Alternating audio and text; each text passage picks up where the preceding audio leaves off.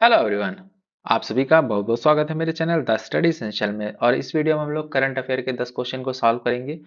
10 question देखिए, आज मैं 10 क्वेश्चन डाल रहा हूँ, कोशिश करूंगा कल 20 तो 30 क्वेश्चन डालूं। तो अभी धीरे धीरे मैं स्टार्ट करूंगा।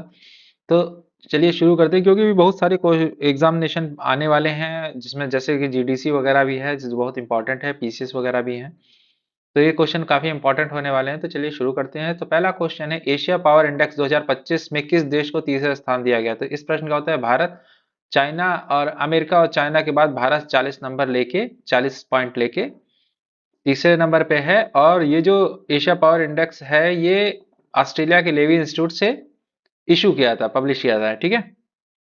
अगला क्वेश्चन है, 7 मई 2025 को भारत के 244 जिलों में कौन सा अभ्यास हुआ?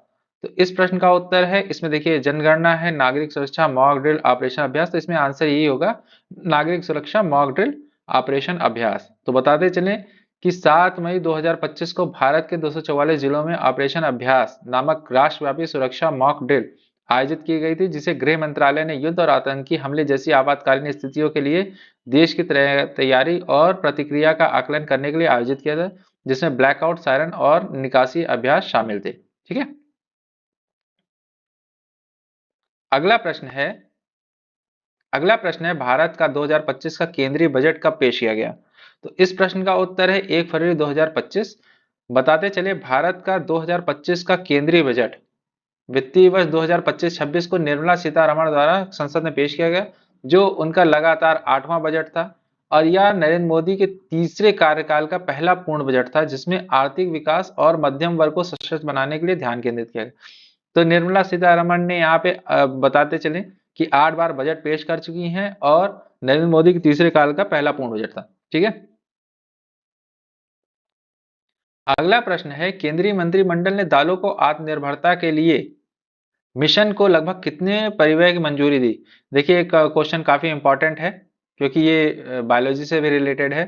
तो इसमें आंसर होगा 11,444 करोड़। बताते चले, केंद्रीय मंत्रिमंडल ने दालों में आत्मनिर्भरता के लिए मिशन को 11,444 करोड़ रुपए कुल परिव्यय के साथ मंजूरी दी, जो 2025 और 2026 से 2030-31 तक 6 साल की अवधि के लिए, जिसका लक्ष्य घरेलू उत्पादन बढ़ाकर आयात निर्भरता कम करना है।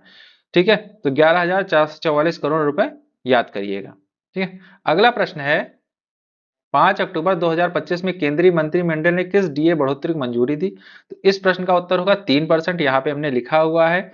तो इसको बताते चले, जो केंद्रीय कर्मचारी और पेंशन भोगी हैं, उनके लिए महंगाई भत्ते डीए और महंगाई राहत डीआर में 3% की बढ़ोतरी को मंजूरी दी है, जो पिछले दर 55% से बढ़ाकर 58% होगी। मतलब 55% थी तो 58% होगी।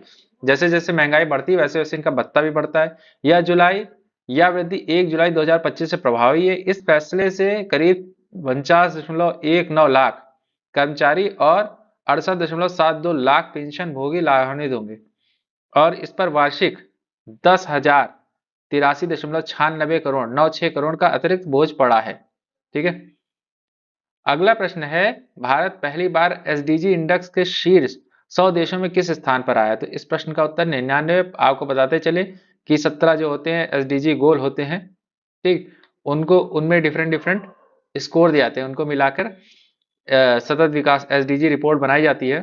तो इसमें 167 देशों में 167 देशों में 99 स्थान पर भारत आया, और शीर्ष 100 देशों में शामिल होने का पहला मौका है। देखिए, ये जो रिपोर्ट है, ये कौन जारी करता है? UN sustainable development solution network. इसके पहले 109वां स्थान था, मतलब हम लोग ने 10 अंकों की वृद्धि की है। अगला प्रश्न है, सामाजिक सुरक्षा कवरेज का विस्तार करने के लिए भारत कौन सा पुरस्कार जीता है? तो इस प्रश्न का उत्तर है आईएसएसए पुरस्कार 2025।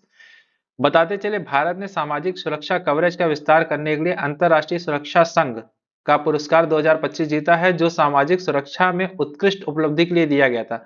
देखिए, आईएसएसए एक संस्था है जो सामाजिक सुरक्षा से रिलेटेड काम करती है। ठीक है। और जो ये था आपका, कहाँ पे हो रहा था? कुआलालंपुर मलेशिया में हो रहा था।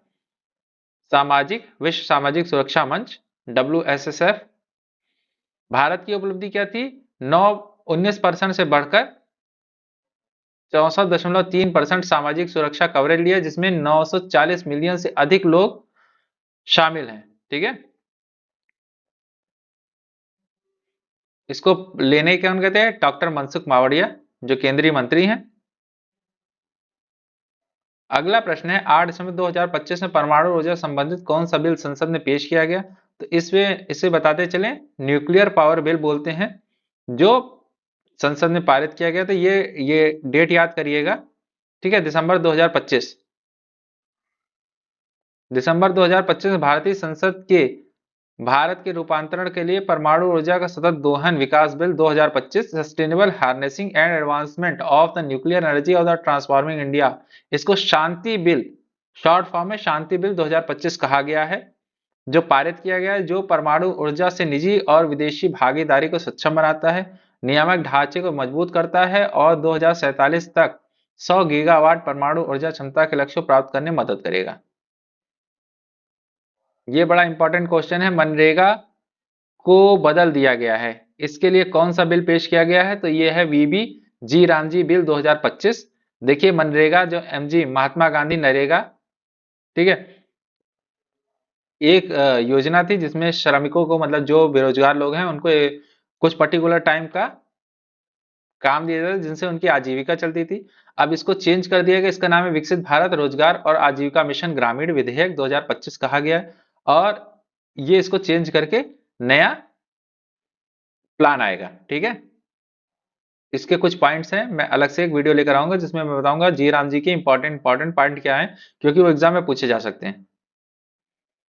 अगला क्वेश्चन है, किस शहर ने नॉन BS6 गाड़ियों में बैन लगा दिया है? ठीक है, प्रदूषण कम करने की घोषणा की। इस प्रश्न का उत्तर है दिल्ली। देखिए, दिल्ली ने BS6 के नीचे प्राइवेट गाड़ियों बैन लगा दिया है। खासकर दूसरे राज्यों से आने वाली ऐसी गाड़ियों को दिल्ली में प्रवेश और पेट्रोल पंप में ईंधन लेने से रोका गया है। साथ ही पीयूसी के पेट्रोल डीजल, बिना पीयूसी मतलब प्रदूषण नियंत्रण प्रमाण पत्र के पेट्रोल डीजल नहीं मिलेगा। फैसला ग्रैप 4 के तहत लागू किया गया है। ठीक है, ग्रैप 4, इसमें ग्रैप 2, ग्रैप 3, ग्रैप 4 इस तरीके से अलग अलग वो आते हैं, जो प्रदूषण कम करने के लिए उनके प्लान होते हैं, किस तरीके से उसको करते हैं। देखिए, बड़ा सा अजीब सा है ना, कि BS4, BS5, BS6 जो है, डिफरेंट डिफरेंट भारत सर्टिफिकेशन होता है पोल्यूशन के लिए, कंट्रोल करने के लिए चीजें होती हैं। ये थोड़ा कॉम्प्लिकेटेड है, और किस तरीके से इम्प्लीमेंट किया जाता है ये थोड़ा सा मुझे कंफ्यूजिंग लगता है। एनीवे, देखते हैं इससे कितना प्रदूषण नियंत्रित होता है। तो चलिए, आज के लिए इतने क्वेश्चंस काफी हैं। नेक्स्ट वीडियो में मैं और क्वेश्चन लेकर आऊंगा, तब तक आप इन क्वेश्चन को देखिए, और अगर आपको वीडियो अच्छी लगी तो लाइक करें, शेयर करें और सब्सक्राइब करना ना भूलें। Thank you.